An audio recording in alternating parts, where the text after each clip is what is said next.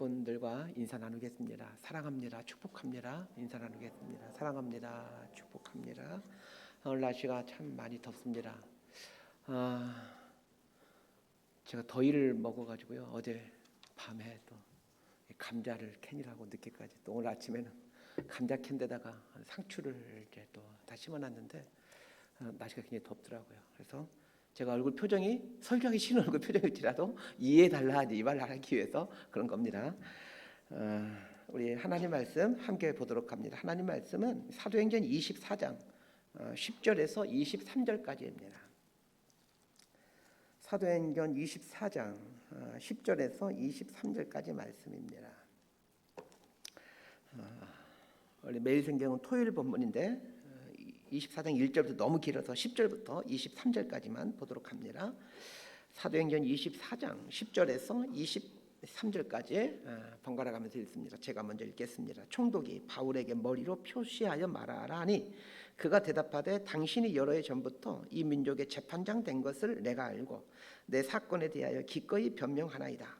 당신이 아실 수 있는 바와 같이 내가 예루살렘에 예배하러 올라간 지 열 이틀밖에 안 되었고 그들은 내가 성전에서 누구와 변론하는 것이나 회당 또는 시중에서 무리를 소동하게 하는 것을 보지 못하였으니 이제 나를 고발하는 모든 일에 대하여 그들이 능히 당신 앞에 내세울 것이 없나이다. 그러나 이것을 당신께 고백하리이다. 나는 그들이 이단이라 하는 도를 따라 조상의 하나님을 섬기고 율법과 선지자의 글에 기록된 것을 다 믿으며 그들이 기다리는 바 하나님께 향한 소망을 나도 가졌으니 곧 의인과 악인의 부활이 있으리라 함이니이다.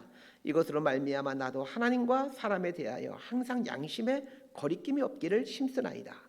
여러 해 만에 내가 내 민족을 구제할 것과 재물을 가지고 와서 드리는 중에 내가 결례를 행하였고 모인도 없고 소동도 없이 성전에 있는 것을 그들이 보았나이다. 그러나 아시아로부터 온 어떤 유대인들이 있었으니 그들이 만일 나를 반대할 사건이 있으면 마땅히 당신 앞에 와서 고발하였을 것이요 그렇지 않으면 이 사람들이 내가 공의 앞에 섰을 때에 무슨 옳지 않는 것을 보았는가 말하라 하소서.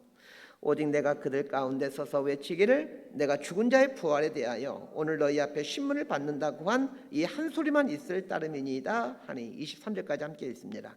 벨릭스가 이 도에 관한 것을 더 자세히 아는 고로 연기하여 이르되 천부장 루시아가 내려오거든 너희 일을 처결하리라 하고 백부장에게 명하여 바울을 지키되 자유를 주고 그의 친구들이 그를 돌보아주는 것을 금하지 말라 하니라. 아멘. 새벽 예배를 드리거나 말씀을 매일 묵상하는 사람은 이제 본문이 이어질 텐데 이제 그렇게 하지 않으신 분들은 오늘 본문이 아주 생뚱맞는 이게 무슨 말이야라는 생각이 들게 될 겁니다. 간단하게 배경 설명을 좀 해드리려고 합니다. 사도행전 24장은 바울이 이제 붙잡혀서 벨리스 총독 앞에서 로마 총독 앞에서 재판을 받는 장면입니다. 대제사장 아나니아는 장로들과 또 전문 변호사 더둘로를 데리고 예루살렘에서 이 가이사랴의 로마 총독부에 오게 됩니다. 바울을 고소하여 사형을 선고받도록 하기 위해서 대제사장 아나니아가 변호사를 비롯해서 일군의 영향력 있는 사람들을 데리고 가이사랴 로마 총독부에 온 것이죠. 대제사장 아나니아는 당시 로마법과 유대법의 전문적인 지식을 갖고 있는 이 변호사, 그 당시 더둘로라는 사람은 최고의 변호사였던 걸로 보여집니다. 최고의 변호사인 더둘로를 고용해서 이제 바울을 고소합니다. 더둘로는 전문 변호사답게 정말 최고의 변론을 구사합니다. 더군다나 뇌물을 좋아하는 벨리스 총독에게 이 대제사장 아나니아는 상당한 양의 뇌물을 주었음이 틀림이 없습니다. 자, 여러 가지 정황상 이제 바울은 꼼짝없이 사형을 언도받을 이런 상황에 처해 있는 것입니다. 24장 3절에서 9절을 보게 되면 전문 변호사 더둘로가 바울을 이제 고소하는 내용이 나옵니다. 더둘로가 바울을 고소했던 내용은 세 가지입니다. 첫 번째는 바울이 전염병과 같은 사람으로 유대인들을 소동케 하는 사람이다라는 것입니다. 두 번째는 나사렛 이단의 우두머리라는 것입니다. 세 번째는 바울이 성전을 어지럽혔다라는 것입니다.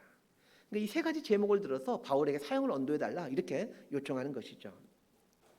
식민지역의 질서와 치안 유지를 최고의 임무로 여기고 있는 총독에게 이 변호사인 더둘로가 고소했던 바울의 제목들은 모두가 이 총독이 가장 중요하게 여기고 있는 질서 유지와 관련된 그런 사항들이었습니다.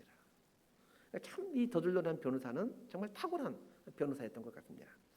도들로의 변론이 끝나자 벨리스 총독은 이제 바울에게 변론할 수 있는 기회를 주죠. 오늘날도 법정에서 이제 검사가 제목을 얘기하게 되면 변호사가 변호를 하지 않습니까? 바울 스스로가 자신의 무죄를 이제 변론하기 시작합니다. 자, 10절에서 13절까지 말씀 함께 읽도록 하겠습니다. 시작. 총독이 바울에게 머리로 표시하여 말하라 하니 그가 대답하되 당신이 여러 해 전부터 이 민족의 재판장 된 것을 내가 알고 내 사건에 대하여 기꺼이 변명하나이다. 당신이 아실 수 있는 바와 같이 내가 예루살렘에 예배하러 올라간 지 열이틀밖에 안 되었고 그들은 내가 성전에서 누구와 변론하는 것이나 회당 또는 시중에서 무리를 소동하게 하는 것을 보지 못하였으니 이제 나를 고발하는 모든 일에 대하여 그들이 능히 당신 앞에 내세울 것이 없나이다. 이 바울은 더들로가 고소했던 세 가지 내용, 즉 유대인을 소동케 한다는 것, 두 번째 나사렛 이단의 우두머리라는 것, 세 번째 성전을 더럽혔다라는 것에 대해서 이제 조목조목 반론을 하기 시작합니다. 바울이 첫 번째로 변론했던 것은 자신이 예루살렘에 3차 전도여행을 마치고 예루살렘에 도착해서 오늘까지 열 이틀밖에 되지 않았다, 이렇게 얘기를 합니다. 이 말이 무슨 뜻인지 의아해하는 분들이 많이 있을 겁니다. 예루살렘에 온 때로부터 지금 재판을 받는 이날 때까지 열 이틀밖에 되지 않았다라는 말은, 자, 더들로가 바울을 고소했던 내용, 첫 번째 내용, 유대인들을 소동케 하였다라는 이 첫 번째 고소 내용에 대한 변론입니다. 더들로는 분명 벨리스 총독에게 바울이 예루살렘에서 유대인들을 소동케 하였다, 이렇게 고소했죠. 이에 대해 바울은 내가 해외에 있다가 예루살렘에 온 지는 지금으로부터 열 이틀밖에 되지 않는다, 이렇게 말을 합니다. 바울이 3차 전도여행을 마치고 예루살렘에 도착한 후 곧바로 예루살렘 교회 수장인 야고보를 만나죠. 이어서 7일간 정결 예식을 행하게 됩니다. 7일간의 정결 예식이 마칠 때쯤 유대인들에게 이제 붙잡히게 되죠. 그리고 그 다음 날 사내들은 공회에서 재판을 받게 되죠. 그리고 그 다음 날 가이사랴 로마 총독부로 호송이 되어서 이제 2, 3일 있다가 지금 재판을 받고 있는 상황 가운데 있습니다. 바울이 예루살렘에 머물렀던 기간은 전부 8일이고 그 8일도 7일은 정결 기간이었고 하루는 재판받는 기간이었습니다. 바울이 예루살렘에서 유대인들을 소동케 하기 위해서는 그 소동하게 된 시간이 넉넉해야 되는데 소요를 일으키기에는 시간적으로 불가능하다라는 것을 말해주는 것입니다. 결국 더들로의 첫 번째 고소는 거짓말로 판명이 되었습니다.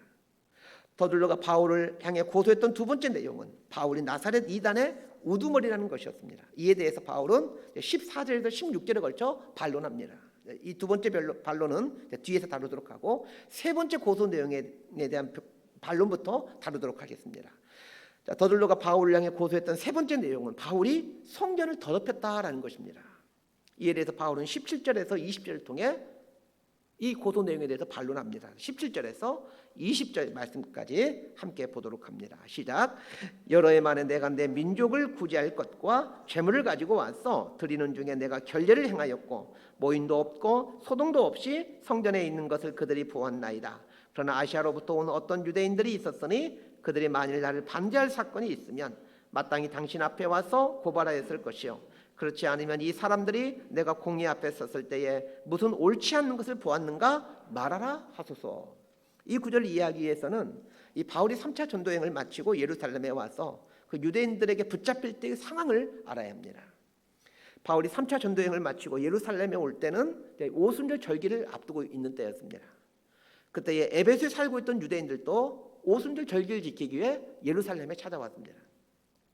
그리고 예루살렘에서 바울을 발견한 것입니다. 그들은 에베소를 복음으로 뒤흔들어 놨던 이 바울의 얼굴을 너무 잘 알고 있었습니다. 바울에 대해 이를 갈고 있던 이 에베소에 살고 있는 유대인들은 예루살렘 시내에서 바울이 에베소에 살고 있는 이방인인 드로비모라는 사람과 대화하는 것을 이 에베소에 살고 있는 유대인들이 보았습니다. 그리고는 바울이 이방인을 예루살렘 성전 안으로 데리고 와서 예루살렘 성전을 더럽혔다, 지금 이렇게 모함하는 것입니다. 에베소에서 온 유대인들이 바울을 향해 소리를 지르자 성전에 있던 유대인들이 바울을 잡아 주먹과 몽둥이로 때리고 결국 그렇게 해서 사내들인 공회에 넘겨져서 재판을 받게 되었던 것이죠.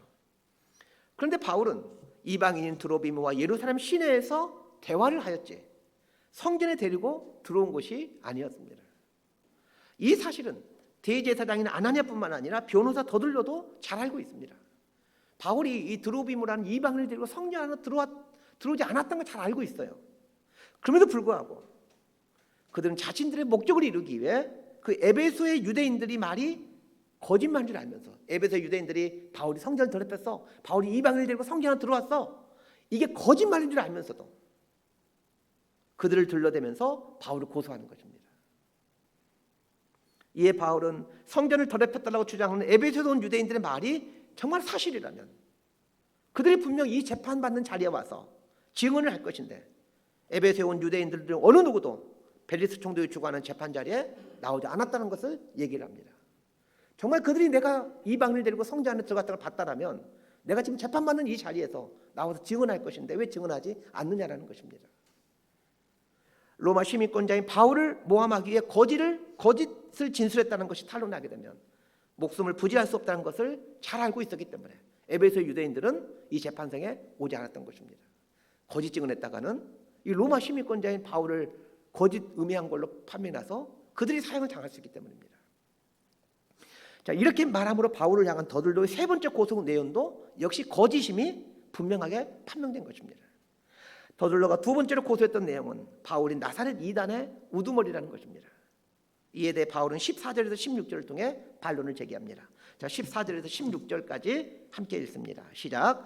그러나 이것을 당신께 고백하리이다. 나는 그들이 이단이라 하는 도를 따라 조상의 하나님을 섬기고 율법과 선지자들의 글에 기록된 것을 다 믿으며 그들이 기다리는 바 하나님께 향한 소망을 나도 가졌으니 곧 의인과 악인의 부활이 있으리라 함이니이다. 이것으로 말미암아 나도 하나님과 사람에 대하여 항상 양심의 거리낌이 없기를 힘쓰나이다. 더들로는 바울을 고소하면서 바울이 나사렛 이단의 우두머리로서 유대교를 흔들어 이스라엘의 질서를 파괴시켰다 이렇게 주장하였습니다. 이에 대해 바울은 더들로의 고소 내용처럼 자신이 나사렛 예수를 믿는 그리스도인이다라고 고백을 합니다. 그러나 예수를 믿는 이유는 구약 성경에 나오는 그 하나님께서 메시아를 보낼 것을 말씀하신 그 구약 성경의 말씀을 믿기 때문이요, 율법과 선지서에서 계속해서 예언해주고 있는 그 메시아가 온다란 그 말씀을 내가 믿고 있기 때문이고, 하나님께서 의인과 악인을 심판하신다라는 구약 성경 말씀을 믿고 있기에 구약 성경에서 약속하신 대로 메시아로 오신 예수를 믿는다라고 이렇게 변론을 합니다. 즉 바울의 말의 핵심은 자신은 모든 유대인들처럼 구약 성경을 분명하게 믿고 있다는 것입니다. 결국 바울의 변론은 나사렛 예수를 믿는 것은 유대교를 무너뜨리는 이단 사설이 아니라 유대교를 너무나도 충실하게 믿는 바른 신앙이었기 때문이라는 것입니다. 바울의 주장은 결코 억지 주장이 아닙니다.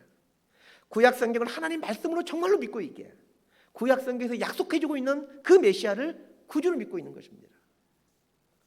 바울의 변론에 대해 벨리스 총독은 물론이고 적대자들인 대제사장 아나니아와 변호사 더들로까지 단 한마디의 반론도 제기할 수가 없었습니다.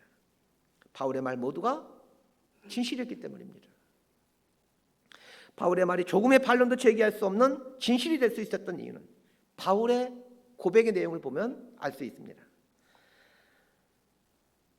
이 바울이 뭐라고 고백하냐면 항상 양심에 거리낌이 없길 힘쓰는 삶을 살았다라고 고백합니다. 바울은 벨리스 총독에게 재판을 받을 때만 양심에 거리낌이 없기를 힘썼다 이렇게 말하지 않았습니다. 처음에 예루살렘에서 붙잡혀 사내들인 공회에서 재판을 받게 되는데 그 사내들인 공회에서 재판을 받을 때도 바울이 변론하는 첫 마디가 어떤 말인지 아십니까? 사도행전 23장 1절 말씀인데 제가 읽어드릴게요. 바울이 공회를 주목하여 이르되 여러분 형제들아 오늘까지 나는 범사에 양심을 따라 하나님을 섬겼노라 하거늘. 바울은 재판을 받을 때마다 나는 양심에 따라 살았다라는 말을 가장 먼저 합니다. 그러면 양심에 따라 살았다, 양심에 거리낌 없이 살았다, 이 말이 도대체 무슨 뜻입니까? 여러분에게 묻겠습니다. 혹시 여러분 중에 지금까지 살아오시면서 양심에 거리낌이 없이 사신 분이 있으십니까? 사람이라면 누구나 죄인에게 양심의 거리낌이 없을 수 없습니다. 그러나 바울이 말한 이 양심의 거리낌이 없다라는 말은 자신 죄인이 아니다 이런 뜻이 아닙니다. 자, 16절 말씀을 다시 한번 읽도록 하겠습니다. 16절 말씀 함께 읽습니다. 시작. 이것으로 말미암아 나도 하나님과 사람에 대하여 항상 양심에 거리낌이 없기를 힘쓰나이다. 자, 바울이 말한 양심에 거리낌이 없다, 이 말을 이해하기 위해서는 바로 그 말 앞에 나오는 이것으로 말미암아 라는 이 구절을 이해해야 됩니다. 이것으로 말미암아라는 말은 14절과 15절에 나오는 내용과 관련되어 있습니다. 14절과 15절에는 세 가지 내용이 나오죠. 첫 번째는 하나님을 섬긴 것, 두 번째는 율법과 선지자의 글에 기록되어 있는 것을 믿는 것, 세 번째는 하나님께 향한 소망을 갖고 악인과 의인의 부활을 믿는 것. 자, 이 세 가지를 말합니다. 바울이 말한 이 세 가지는 하나님을 믿고 있는 사람들의 신앙 고백입니다. 그리스도인이라면 반드시 하나님을 섬기는 삶을 살아야 된다는 것을 다 입술로 고백하고 있습니다. 우리 중에 어느 누구도 하나님을 섬겨야 된다는 것을 부정하는 사람은 없습니다. 만약 그걸 부정하는 사람이 있다면 그 사람은 그리스도인이 아닐 겁니다. 그리스도인이라면 성경 말씀이 하나님의 말씀이다라고 다 고백하고 있습니다.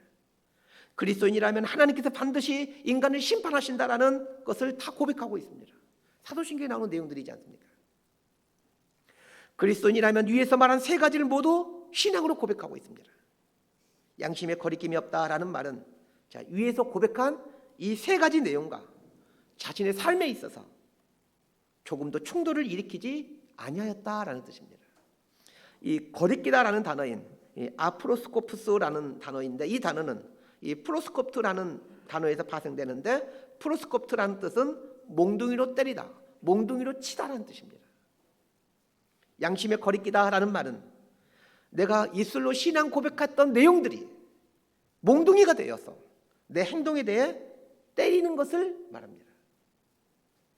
그리스도인에 대해서 신앙 고백을 했다라는 말은 그 신앙 고백을 내 삶 가까이에 몽둥이로 둔다라는 뜻입니다. 그래야 신앙 고백과 어긋나는 내 말이나 내 행동을 할 때마다 이 옆에 둔 몽둥이가 내 영혼을 때릴 수 있도록 나를 몽둥이 옆에 세워놓고 살아간다는 뜻입니다. 이게 양심의 거리낌이 없이 살았다는 말의 의미입니다. 바울이 부활하신 주님을 만난 이후에 단 한 번의 흐트러짐 없이 일관되이 바른 신앙인의 길을 갈 수 있었던 비결이 바로 여기에 있습니다. 자신의 입술로 고백한 그 신앙 고백을 몽둥이로 여기고 그 몽둥이를 자신 옆에 세워놓고 살았기 때문입니다. 왜 우리는 매주일 예배 시간이면 그리고 새벽 예배 때마다 사도신경이라는 신앙 고백을 하는 것입니까? 그 신앙 고백이 몽둥이가 되어 내 삶을 때리도록 하기 위함입니다. 내가 신앙 고백한 그것과 어긋나는 행동을 할 때 이 몽둥이가 나를 때리도록 하기 위함입니다. 반면에 바울을 고소하고 있는 대제사장 아나니아와 장로들, 그리고 변호사 더둘러를 보시길 바랍니다. 이들 모두 다 유대인, 하나님을 믿는 사람들입니다. 그렇게 바울이 고백하고 있는 신앙 고백의 내용과 이들의 신앙 고백의 내용은 똑같을 수밖에 없습니다. 다 같이 여호와 하나님, 구약 성경에 말씀하는 그 여호와 하나님을 신앙으로 고백하고 있습니다. 그럼에도 불구하고 거짓으로 일관된 삶을 살고 있는 이유가 무엇입니까? 왜 이들은 자신들이 하는 말이 거짓인 걸 알면서도 왜 거짓을 끊임없이 얘기하는 것입니까? 자신들의 입술로 고백한 그 신앙 고백을 자신의 삶 가까이에 몽둥이로 세워놓지 않았기 때문입니다. 그냥 그거는 교회에 가면, 회당 가면 그냥 입술로 하는 거야. 그냥 종교 의식인 거야. 이렇게 생각하고 살았다는 얘기입니다. 그러나 바울은 그렇게 하지 않았습니다. 자기가 입술로 고백한 그 하나님에 대한 신앙 고백을 자기 옆에 몽둥이로 두는 거예요. 기독교 신앙에서 어떤 신앙 고백을 하느냐는 참으로 중요합니다. 어떤 신앙 고백을 하느냐에 따라서 이단과 정통으로 나누어지게 됩니다. 잘못된 신앙 고백을 하면 이단이 되는 거예요. 그래서 신앙 고백은 참 중요한 것입니다. 그러나 그 신앙 고백 못지않게 중요한 것이 있습니다. 내가 하는 그 신앙 고백을 내 영혼 한켠에 몽둥이를 세워놓고 신앙 고백과 상반된 행동을 할 때면 여차없이 그 몽둥이를 들어서 나를 치는 것입니다. 바울이 항상 양심의 거리낌이 없기를 힘썼다 라고 말하면서 힘쓰나이다 라고 말하는 이유가 여기에 있습니다. 바울이 자신의 입술로 고백했던 신앙 고백이 언제든지 자신의 행동에 몽둥이를 칠 수 있도록 하는 그런 삶을 살게 되자 그의 삶이 진실해졌으면 물론이요, 그 입에서 나오는 말 또한 진실의 말이 될 수밖에 없었습니다. 이렇게 살아간 사람이 예수 믿는 사람입니다. 그리스도인이라면 입술로 한 신앙 고백을 영혼의 몽둥이로 곁에 두고 진실의 행동을, 진실의 말을 훈련해야 되는 것은 당연한 것입니다. 이런 과정을 거쳐서 신실한 그리스도인이 되어가는 것입니다. 그러나 기억하셔야 될 것이 있습니다. 입술로 고백한 신앙 고백을 영혼의 몽둥이로 삼고 양심에 거리낌 없이 살려고 힘쓰더라도 이 거짓으로 똘똘 뭉쳐진 이 세상 앞에서는 거짓이 진실을 이기는 것처럼 보일 때가 많다는 것입니다. 바울이 예루살렘에 와서 유대인들에게 붙잡혀 매를 맞고 안토니오 요새의 감옥으로 끌려가던 중 안토니오 요새의 계단에서 유대인들 향해서 변론을 하죠. 바울의 변론은 모두가 진실된 변론이었습니다. 그러나 그 변론의 중간에 유대인들은 바울의 말하는 것을 중단시키고 소리를 지르면서 바울을 죽이라고 외치는 소동이 일어났었습니다. 이러한 일은 산헤드린 공회에서도 동일하게 일어났습니다. 바울의 변론 첫 문장이 끝나기도 전에 대제사장인 아나니아는 저놈의 입을 치라 명령함으로 바울의 진실은 중단되고 맙니다.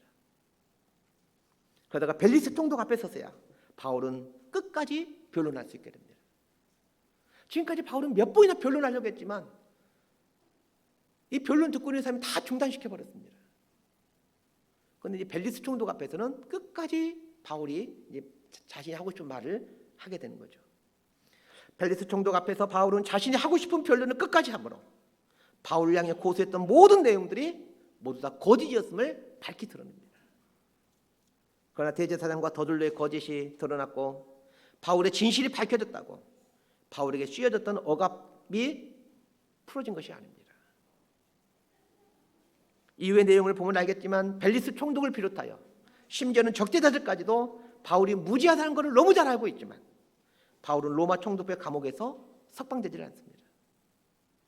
벨리스 총독은 바울의 무죄를 인정하면서도 바울 죄 없어 인정하면서도 여러 가지 형편상 바울을 풀어줄 수가 없었습니다. 왜냐하면 유대인들을 움직이는 막강한 힘을 갖고 있는 이 대제사장을 결코 무시할 수가 없었기 때문입니다. 더군다나 그 막강한 실력자로부터 상당한 양의 뇌물을 받았기 때문입니다. 그러니 바울이 풀어줄 수가 없는 거예요. 무죄하다는 걸 너무 잘 알고 있지만 그러나 풀어줄 수가 없는 거예요. 그래서 벨리스 총독은 천부장 루시아가 오면 다시 재판하겠다 핑계를 대고는 바울을 감옥에 구류시킵니다. 다만 바울의 무죄를 잘 알고 있었기에 백부장에게 은밀히 명령하여 바울이 자유롭게 행동할 수 있도록 조치를 해줍니다. 바울의 입장에서 이 상황을 한번 생각해 보십시다. 바울의 변론은 대제사장과 더둘러의 고소 내용이 모두 다 거짓이었다는 것을 분명하게 밝혀주었습니다. 그럼에도 불구하고 벨리스 총독은 바울을 풀어주지 않습니다. 그 기간이 무려 2년이나 됩니다. 2년의 감옥 생활은 결코 짧지 않습니다. 그러나 바울은 단 한 번도 자신이 처해진 이 상황에 대해 원망하거나 불평하지 않았습니다. 왜 그렇습니까? 하나님께서 진실을 알고 계신다는 것을 바울은 의심하지 않았기 때문입니다. 하나님이 아시면 됩니다 라는 이 믿음 앞에서는 어떤 억울함이나 누명도 거짓도 힘을 쓸 수가 없습니다. 말씀 정리합니다. 무죄가 분명하게 드러났음에도 여전히 감옥 안에 잡혀있는 바울의 모습을 묵상하고 있노라면 창세기에 나오는 요셉이 생각이 납니다. 요셉의 형들의 시기로 인해 애굽의 노예로 팔려가 보디발 장군의 노예로 살아가죠. 어린 나이였지만 요셉은 하나님을 섬기듯 보디발 장군을 섬깁니다. 하나님 앞에서 일하듯 보디발 장군에서 그 종살이를 성실하게 해갑니다. 요셉의 성실함과 진실함은 어린 나이에 요셉을 보디발 장군 집에 가정 총무로 세워줍니다. 요셉이 가정 총무로 있을 때 보디발 장군의 부인이 요셉을 유혹합니다. 이에 요셉은 하나님 앞에서 내가 어찌 득죄하리요 하면서 유혹을 뿌리칩니다. 요셉이 양심에 거리낌 없이 행동할 수 있었던 이유는 하나님은 어디에나 계시는 분이시며 하나님은 의인과 악인을 반드시 심판하시는 분이시라는 자신의 그 신앙 고백을 몽둥이로 여기고 자신 옆에 세워놓고 살았기 때문입니다. 보디발 장군 부인의 유혹을 거절한 대가는 참으로 혹독합니다. 강간범이라는 파렴치범으로 평생을 감옥에서 살아야 될 처지가 되었습니다. 사실 보디발 장군은 자기 아내의 음탕함을 잘 알고 있었고 요셉의 결백함을 잘 알고 있었습니다. 그럼에도 불구하고 요셉을 가둘 수밖에 없었던, 아내 편을 들 수밖에 없었던 이유는 요셉 편을 들었다가는 음탕한 부인을 줬다는 불명예를 받아야 했기 때문입니다. 그러하게 보디발 장군은 요셉의 진실함을 너무 잘 알고 있으면서도 어쩔 수 없이 요셉을 감옥에 가두는 것입니다. 그리고 요셉에게 얼마나 미안했던지 간수장에게 부탁합니다. 요셉을 잘 보살펴달라고 말합니다. 이 세상에 자기 부인을 겁탈하려고 한 종에 대해 잘 보살펴달라고 부탁하는 사람이 어디 있겠습니까? 보디발도 요셉의 무죄함을 너무 잘 알고 있는 거예요. 그렇지만 어쩔 수 없이 가두는 거예요. 가두지 않았다가는 어떻게 되겠습니까? 자기 아내가 음탕한 여인이라는 걸 온 천하에 드러낸 것밖에는 드러낼 수밖에 없기 때문입니다. 요셉이 결백하고 순결하다는 것은 보디발 장군의 집 안에 있는 모든 사람들은 잘 알고 있습니다. 그럼에도 불구하고 파렴치한 강간범으로 평생을 감옥에 있어야 되니 이 얼마나 답답하고 속 터지는 일입니까? 그러나 성경 어디를 봐도 요셉이 하나님께 대하여 불평하거나 원망했다는 내용은 없습니다. 이유는 하나입니다. 하나님을 신뢰하기 때문입니다. 결국 진실하신 하나님께서 요셉의 진실을 드러내기 위해 술 맡은 관원장과 떡 맡은 관원장을 요셉이 있는 감옥으로 들어오게 하므로 요셉의 진실함이 만천하에 드러나게 해주십니다. 다윗도 마찬가지입니다. 다윗은 10여 년 이상을 장인어른인 사울왕으로부터 도망다니는 삶을 살아야 했습니다.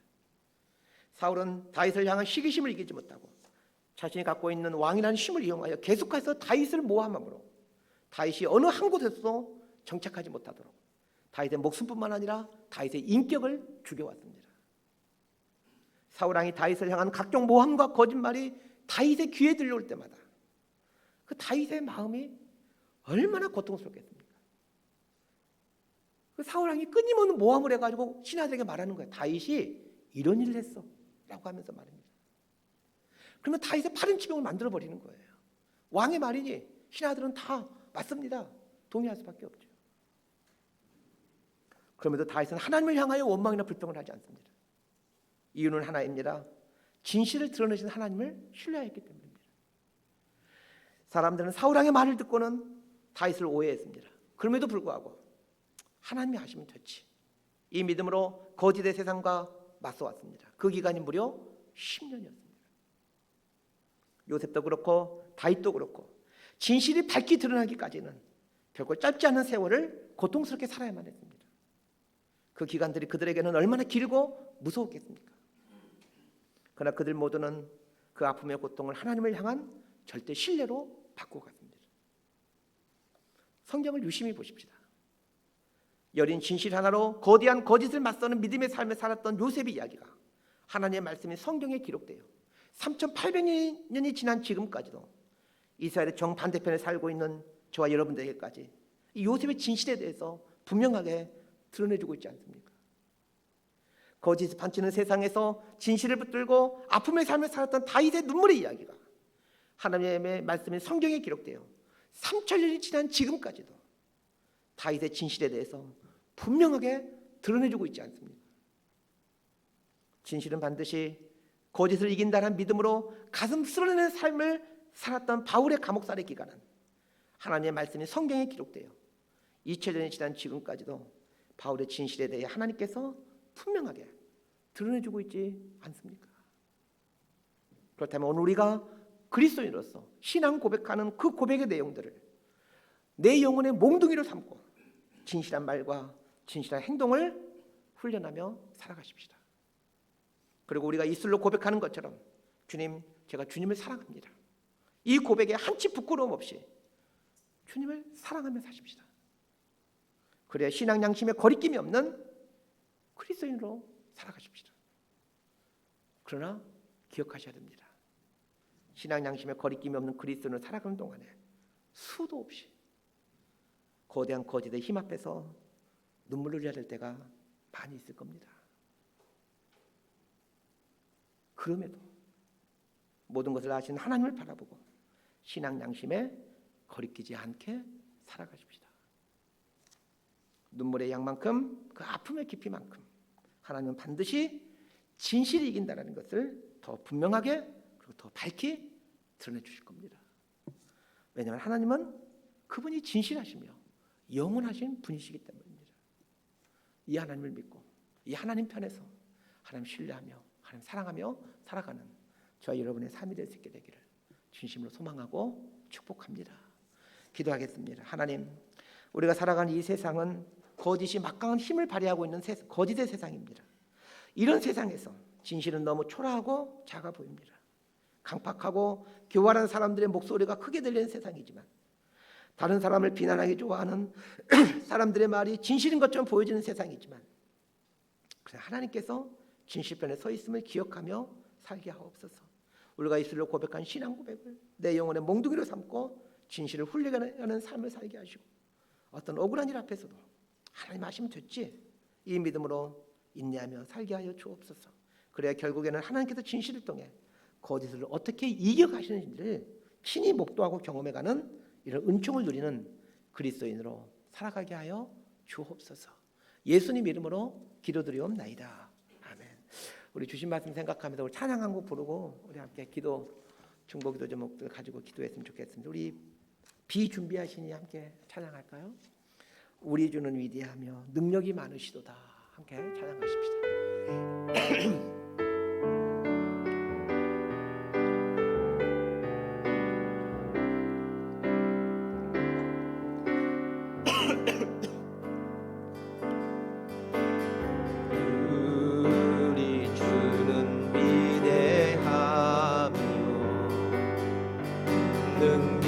능력이 많으시도다. 그의 지혜 무궁하고 인자는 영원하도다. 상한 자들 고치시며 상처를 싸매시도다. 별들의 수를 세시고 이름을 붙이셨도다. 그가 구름으로 하늘을 덮으시며 땅을 위하여 이 준비하시니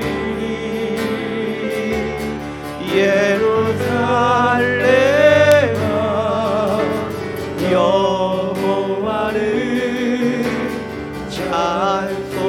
찬송할지어다. 내 하나님을 감사함으로 그 앞에 나가며 주님의 앞에 예루살렘아 여호와를 찬송할지어다.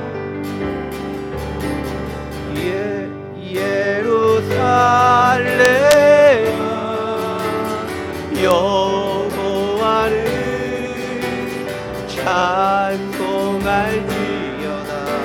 내 하나님을 감사함으로 그 앞에 나가며 주님의 앞에 경배. 예루살렘아 예루살렘아 여호와를 찬송할지어다. 내 하나님을 감사함으로 그 앞에 나가며 주님의 앞에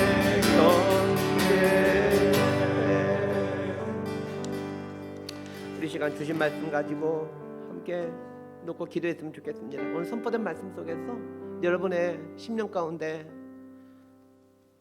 울리는 심령을 울리는 말씀으로 남아있는 그 말씀이 있다면 우리 그 말씀을 붙들고 기도했으면 좋겠습니다. 오늘 말씀을 통해 얻게 되는 몇 가지 중요한 교훈들이 있습니다. 하나는 원망하거나 불평하지 않는 것입니다.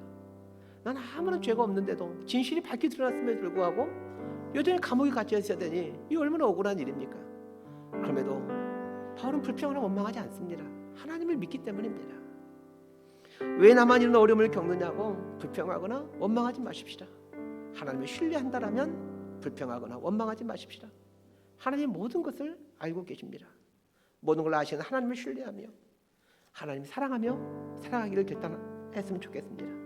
내가 원하는 것을 주지 않는다 하더라도 하나님을 사랑하며 살기를 결단했으면 좋겠습니다. 내가 입술로 고백하는 그 신앙 고백들을 내 삶 옆에 몽둥이를 두고 내가 입술로 고백하는 그 신앙 고백들과 내 말과 내 행동들이 충돌되는지를 바라보면서 내 입술로 고백했던 신앙 고백들이 나의 거짓된 입술과 거짓된 행동을 몽둥이질 할 수 있도록 그렇게 나 자신을 날마다 내어놓는 삶을 살아가십시오. 이런 삶을 통하여 우리는 신실한 그리스도인으로 되어가는 겁니다. 우리 함께 통성으로 주님 이런 그리스도인으로 살아갈 수 있도록 주여 도와주시고 은혜를 내려주십시오. 함께 통성으로 기도하는 시간을 갖기로 합니다. 우리 주여 한번 부르고 함께 기도하겠습니다. 주여 하나님 감사를 드립니다. 오늘도 귀한 말씀들 통해서 하나님 아버지 이 하나님의 음성을 듣게 되기를 원해갑니다. 하나님 아버지 바울이 하나님 아버지 자신의 무죄가 만천에 드러났음에도 불구하고 여전히 감옥에 구속되어 있어야 되는 이 아픈 현실을 바라보면서도 이 아픈 현실 속에 처하면서도 불평하거나 원망하지 아니하고 하나님 끝까지 붙들고 있었던 것들을 바라보게 되어집니다. 하나님 이런 삶을 하나님 기억할 때마다 바울이 온전히 하나님을 신뢰했기 때문에 이 어려움들을 이겨냈던 것들을 알게 되어집니다. 하나님 저들이 하나님을 신뢰할 수 있게 되기를 원해갑니다. 하나님이 모든 걸 알고 계신다는 믿음의 고백들을 가지고 하나님이 아시면 됩니다. 하나님이 아시면 됩니다는 믿음의 고백을 가지고 날마다 하나님 앞에 내 자신을 세워놓고 살아갈 수 있게 되기를 소망해 갑니다. 이런 믿음의 삶을 살게 되게 될 수 있도록 아버지 도와주시고 내려주시길 구해갑니다. 하나님 아버지 우리 입술로 고백하는 신앙 고백들을 내 영혼에 가까이 세우고 내 영혼에 몽둥이로 사용해갈 수 있게 되기를 소망해 갑니다. 내가 입술로 고백하는 신앙 고백들과 내 입술에 막아 내 행동들이 어긋날 때마다 내가 신앙 고백했던 그 말씀들이 몽둥이가 되어졌고 내 삶을 쳐내고 나를 매진해 갈 수 있도록 좀 도와주시고 그래 정말 신실한 그리스도인으로 하나님 아버지 입술이 거짓되지 않는 신실한 그리스도인으로 가게 되게 될 수 있도록 아버지 도와주시고 내려 주시를 구해갑니다. 산지에서는 모든 성도님들이 이런 복된 삶을 살게 되게 될 수 있도록 그래 신실한 그리스도인으로 살아가게 되게 될 수 있도록 은혜를 도와주시를 구해갑니다. 우리가 하나님을 사랑한다라고 고백하지만 그 하나님 아버지 신앙 고백들을 하나님 아버지 내 옆에 빵봉둥이로 두지 않았음을 보게 되어집니다. 그냥 형식적으로 입술로 고백할 때가 너무 많이 있었습니다. 주여 이 형식적인 입술의 고백들 앞에서 하나님 아버지 부끄럽지 아니하도록 거짓되지 아니하도록 진실로 주님을 사랑하고 진실로 주님을 경배하며 살아가게 되게 될 수 있도록 아버지 도와주시고 내려주실 구해갑니다. 아버지 이런 복된 삶을 살게 되게 될 수 있도록 아버지 은혜를 내주시고 그 길을 베풀어 주십시오. 이제는 신실한 그리스도로 살아가고 싶습니다. 하나님의 신앙 고백에 합당한 삶을 살아가는 인생으로 살아가고 싶습니다. 하나님 그렇게 살아가는 인생으로 살아가는 소망이 가옵나다. 아버지 도와주시고 아버지를 내려주십시오. 하나님 아버지 종기 되지 않도록 도와주시고 하나님을 신앙하는 신앙이 되어가게 되게 될 수 있도록 아버지 은혜를 도와주시를 구해갑니다. 온전히 하나님 붙들고 신앙하며 살기를 소망해갑니다. 하나님 붙들고 나갈 수 있게 되기를 소망해갑니다. 하나님 의지하고 살아갈 수 있게 되기를 소망해갑니다. 하나님 두려워하며 살 수 있게 되기를 소망해갑니다. 하나님 경외하며 살 수 있게 되기를 소망해갑니다. 이렇게 살아가는 인생이 되게 될 수 있도록 아버지 은혜를 내려주시고 그 길을 베풀어 주십시오. 이렇게 사는 인생이 되게 될 수 있도록 도와주십시오.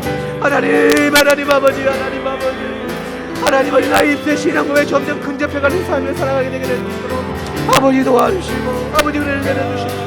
아버지 은혜를 내려주십시오. 아버지 은혜를 내려주십시오. 아버지 은혜를 내려주십시오. 아버지 은혜를 주님 이제 우리 교회를 위해서 기도하기를 원합니다. 우리 다음 달 7월 첫째 주는 우리 교회 창립 14주년 되는 감사 예배를 드리는 주일입니다. 우리 교회를 세우신 하나님의 뜻을 이루어가는 교회가 되게 하시고 교회의 비전처럼 예배의 회복을 이루어가고 제자 양육 공동체로 성장해가고 선교 공동체를 꿈꾸는 교회로 서가게 되게 될 수 있도록 하나님 우리 교회를 붙들어 달라고 우리 교회를 하나님 손에 맡겨드리기를 우리 원합니다. 모든 교우들이 이 일에 인생을 걸고 하나님의 사람으로 날마다 성장해가는 이런 복을 허락하여 주옵소서. 이 지역에 우리 교회를 세우시는 하나님의 뜻을 깨달아서 이 지역에 생명을 전해준 교회로 서가게 되게 될 수 있도록 해달라고 우리 교회를 위해서 함께 기도하며 나아가십시다. 특별히 우리 다음 세대들을 잘 양육하는 교회로 서가는 그런 교회로 서가게 해달라고 우리 간절히 기도하며 나아가기로 합니다. 우리 이번에 주여 한번 부르고 함께 기도하며 나아가기로 합니다. 주여! 하나님 아버지, 이제 우리 교회를 위해서 기도하며 나아갑니다.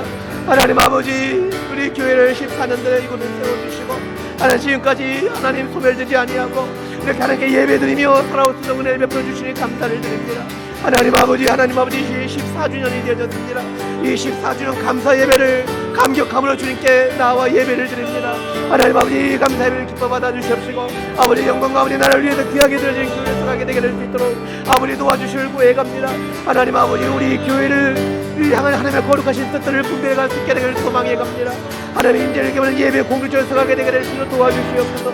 이곳에는 모든 예배들마다 하나님의 강한 임재를 경험해 가게 되게 될 수 있도록 도와주시고 하나님의 강한 임재 속에서 우리의 심령이 새로워져 가고 우리의 심령이 나음받게 되어지고 치유받게 되어지는 이런 놀라운 역사가 임하게 되게 될 수 있도록 아버지 역사해 주시고 내려주실 구해 갑니다. 하나님 우리의 삶이 변화될 수 있게 되기를 소망해 갑니다. 정말 예수를 믿고 예수를 따르는 제자로 삶을 살아갈 수 있게 되기를 소망해 갑니다. 하나님 아버지 형식적인 종교인이 되지 않기를 소망해 갑니다. 이제는 종교인의 삶을 청산하게 하여 주시옵소서. 종교인의 삶을 청산해가는 우리 교회 교우들이 될 수 있도록 내려 주시옵소서. 예수를 따르는 제자의 삶을 살게 되게 될 수 있도록 아버지 도와주실 구해 갑니다. 우리를 제자로 불러주신 예수의 거룩한 뜻을 순종하여 이 예수의 저쪽에 우리의 삶을 내어드리며 기꺼이 하나님께 내어드리는 삶을 살 수 있게 되기를 소망해 갑니다. 하나님께 제자의 이 삶을 내어드린 것이 얼마나 기쁘고 감격스러운 일인지를 알아가게 되게 될 수 있도록 도와주시옵소서. 주님을 경배합니다. 주님을 찬양합니다. 하나님 우리 교회를 성령 공동체로 세워주셨습니다. 하나님 아버지 땅 끝까지 이르러 우리 주님의 복음을 증거하는 성경보리의 사명을 잘 감당해 가게 땅가는 교회를 서가게 되게 될 수 있도록 아버지 도와주시고 내려주시옵소서. 가든지 보내는 삶을 살아가는 성도의 삶을 살아가는 모든 교회의 삶이 되게 될 수 있도록 성령 하나님 도와주시고 인도해 주시옵소서. 하나님 아버지 다음 세대를 위해서 기도하며 나아갑니다. 하나님 우리 교회 다음 세대를 지어나갈 수 있게 되길 소망해 갑니다. 다음 세대를 온전히 건강에 지어나갈 수 있게 되길 소망해 갑니다.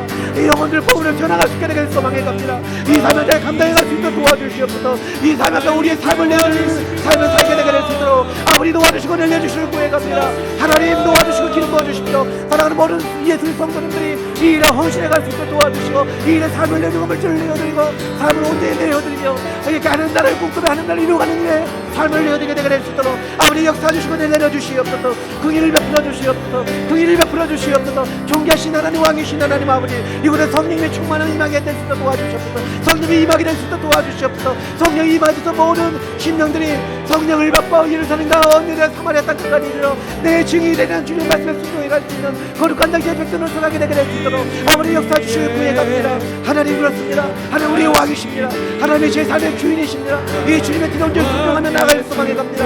내가 내 인생의 주인이 되게 될 그에 대해서 도와주시고 아버지가 내 삶의 주인이시니 아버지 뜻을 이루어가고 아버지 일에 입장하는 인생을 살아가게 되게 될 수 있도록 아버지 역사해 주시옵소서. 아버지 역사해 주시옵소서.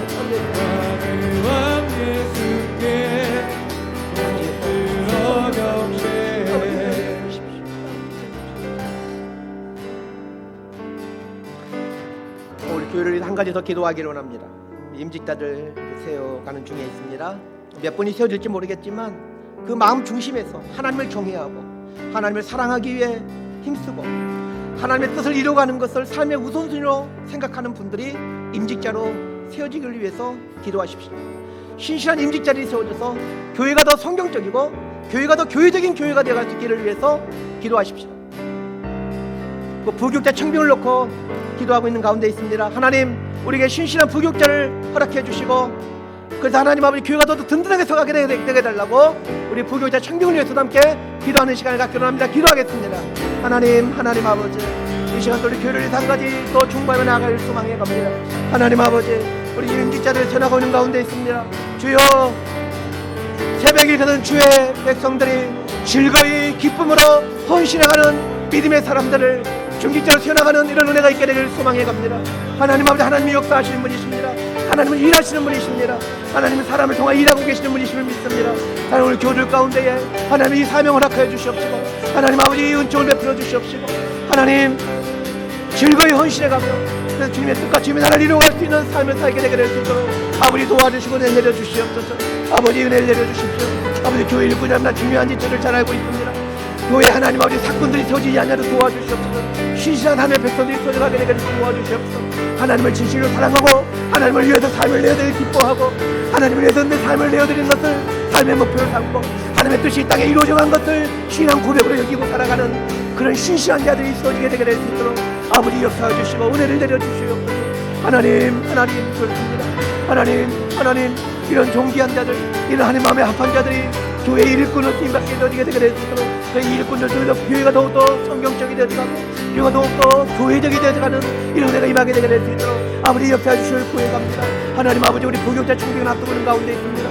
하나님 우리에게 합당한 신실한 부교육자를 허락해 주시길 구해갑니다. 하나님 도와주십시오. 하나님 좋은 자는 너무나 많이 어렵고 힘이 듭니다. 동역자를 붙여주시옵소서. 신실한 동역자를 붙여주시옵소서. 하나님 그 모세에게 아론과 홀을 붙여주지 않으셨습니다. 하나님 그 모세에게 여호수아와 칼렙을 붙여주지 않으셨습니다. 하나님 이 정부에 이런 은혜를 베풀어 주시옵소서. 신실한 동역자를 붙여주시옵소서. 주님과 함께 일어나갈 기회의 꿈을 붙여주시옵소서. 주님과 함께 세워나가는 동역의 기쁨을 누려가게 되는 이런 은혜를 허락해 주실 구해갑니다. 아버지 도와주시고 아버지 은혜를 내려주십시오. 아버지 긍휼을 베풀어 주시옵소서. 아버지 긍휼을 베풀어 주옵소서. 아버지 도와주시옵소서. 아버지 도와주시옵소서. 이 시간 우리 교우들을 위해서 중보하는 시간을 갖기를 원합니다. 우리 새가족으로 등록한 황성태 형제님 계십니다. 31살의 젊은 형제님인데 어릴 적 잠깐 교회를 다니고 오랜 세월 동안 신앙에서 떠난 삶을 살다가 이제 다시 신앙생활을 시작하려고 마음의 결정을 내렸습니다. 돌아온 주일에 새가족 일주 예수님에 대해서 배우게 되어지는데 예수님에 대해서 배워갈 때 예수님이 내 삶의 주인이심을 예수님이 나의 구원자이심을 온전히 깨닫고 고백해가는 이 구원의 감격이 있기를 위해서 좀 중보해 주시길 바랍니다. 이 형제님의 회심으로 아내와 어린 자녀가 예수 믿게 될 수 있기를 위해서 그 가정을 놓고 기도해 주시길 바랍니다. 또 우리 유민경 자매님, 우리 지난주에 아버님 또 소천하셨는데 하나님 그 가정 가운데 찾아가 주셔서 위로하여 주시고 하나님 천국에 대한 소망을 가지고 이 땅을 믿음으로 살아가는 복된 가정이 되기를 위해서 함께 그 가정을 놓고 기도하는 시간을 갖기로 합니다. 함께 기도하겠습니다. 하나님 아버지 이 시간 또 우리 교우들을 위해서 중보하는 시간을 갖기를 소망해 갑니다. 하나님 아버지 우리 황성태 형제님 아버지 손에 올려드립니다. 하나님 아버지 어릴 적 잠깐 교회를 다녔으나 오랜 세월 동안 아버지 품을 떠나서 하나님 아버지 이 길 잃은 양처럼 하나님 아버지 그렇게 살아왔습니다. 우리 하나님 아버지께서 그 영 가운데 찾아가 주셔서 한 마리의 양을 찾아가는 목자가 되어주셔서 하나님 그 영을 찾아주셨습니다. 감사를 드립니다. 하나님 아버지 이 영혼이 이 하나님께 발견됨의 기쁨을 누리게 되게 될 수 도와주시고 하나님 품 안에 있는 이 구원의 감격들 하나님 아버지 이 구원받음의 기쁨들을 누려가게 될 수 있도록 이 형제의 삶을 붙잡아 주실 구해갑니다. 하나님 아버지 돌아온 주일에 하나님 아버지 예수님에 대해서 배우게 되어지게 되는데 하나님 예수님에 대해서 배우게 될 때 이 영혼이 예수 그리스도가 나의 구주이심을 고백해 갈 수 있도록 도와주시고 내가 그 죄 가운데 구하며 살아왔던 죄인임을 기억하면서 나의 이 죄를 용서해 주시고 이 죄에서 구원해 주신 예수 그리스도 그분의 사랑을 깊이 경험해가고 전인격으로 예수 그리스도를 만나게 되는 감격이 있게 되게 될 수 있도록 아버지 새가족 가정 가운데 은혜를 내려주시고 그 길을 베풀어 주시를 구해갑니다. 하나님 그 심령 형제님의 심령을 부드럽게 하여 주시옵소서. 온유하게 하여 주시고 겸손하게 되게 될 수 있도록 도와주십시오.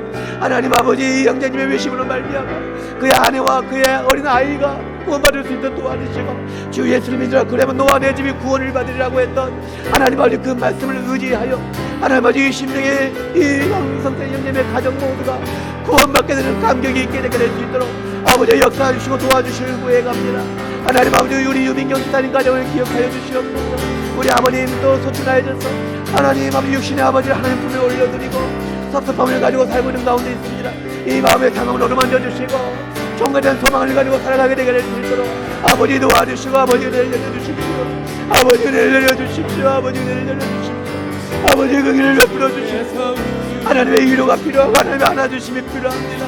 하나님 아버지 하나님 영원한 천국을 소망해가는 귀한 삶을 살게 될 수 있는 우리 이명희사님 가정 모든 식구들 되게 될 수 있도록 성령 안에 도와주시고 역사해 주시고 은혜를 내려주십시오. 은혜를 내려주십시오. 그 길을 베풀어 주시옵소서. 그 길을 베풀어 주시옵소서. 참아존귀 하신 주님 거리 가신 하나님 왕이신 하나님 아버지 주님이 우리의 왕이십니다.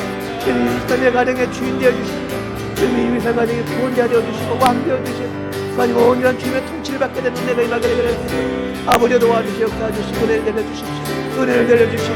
은혜를 내려주시오. 은혜를 내려주시오.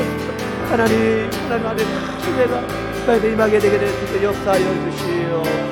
역사하여 주시오. 우리 자 마지막으로 가정을 위해서 각자의 가정을 위해서 기도하는 시간을 갖기를 원합니다. 우리의 가정이 주님의 뜻을 이루는 가정이 되기를 위해서 기도하십니다.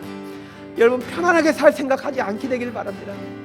주님의 뜻을 이루어가는 이 한 인생 살아갈 수 있기를 위해서 그것에 관심을 갖고 살아갔으면 좋겠습니다.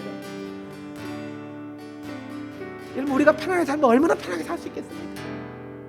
그런데 그것이 우리 인생 목표가 아니라 주님 어찌하든지 내 인생 이 땅에 살아가는 동안 아버지의 뜻을 이루어가고 하는 우리 가정이 이 아버지의 뜻을 이루어가는데 최고의 존재 목적을 두고 그렇게 살아가는 가정이 될 수 있도록 도와주십시오. 너희는 먼저 그의 나라와 그의 의를 구하라.